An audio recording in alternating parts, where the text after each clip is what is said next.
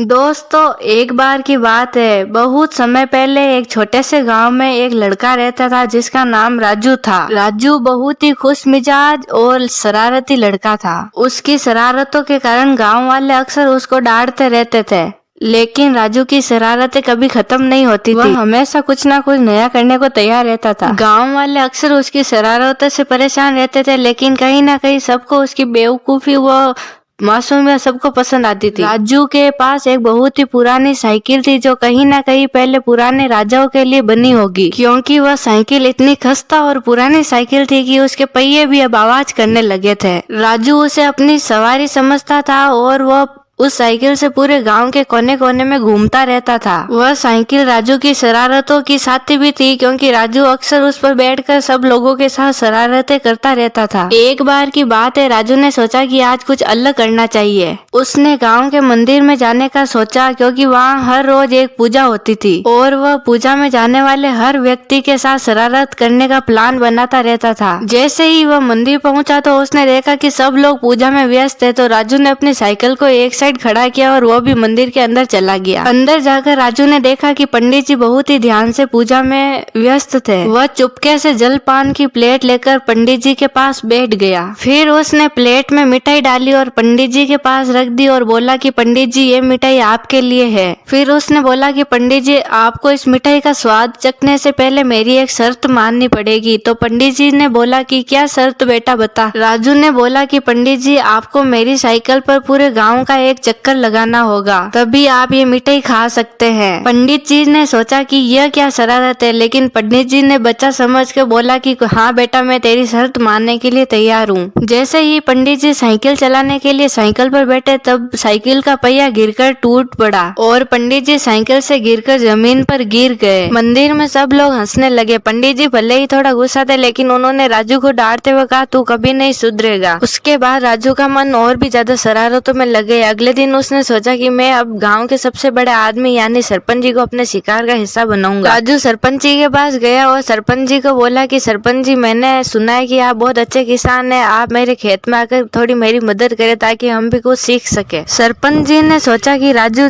अभी छोटा बच्चा है, वो कुछ भी नुकसान नहीं करेगा, इसलिए सरपंच जी अगले दिन राजू के खेत में पहुंच जाते हैं। लेकिन जैसे ही सरपंच जी खेत में दाखिल होते हैं, राजू उनकी चप्पलों को छुपा लेता है। फिर जब सरपंच जी वापस खेत से बाहर आते हैं, तब वो देखते हैं तो उनकी चप्पल उनको कहीं नहीं मिलती है, क्योंकि उन चप्पलों को राजू ने तालाब में फेंक दिया था। सरपंच जी ने चारों ओर देखा और उन्हें चप्पल नहीं मिली। तब उन्होंने सोचा कि ये कहीं ना कहीं राजू की शरारत है। उन्होंने राजू से पूछा, क्या तुमने मेरी चप्पल छुपाई है? राजू ने मुस्कुराते हुए कहा, नहीं, मैंने आपकी चप्पल नहीं छुपाई, ये तो आपके कर्मों का फल है।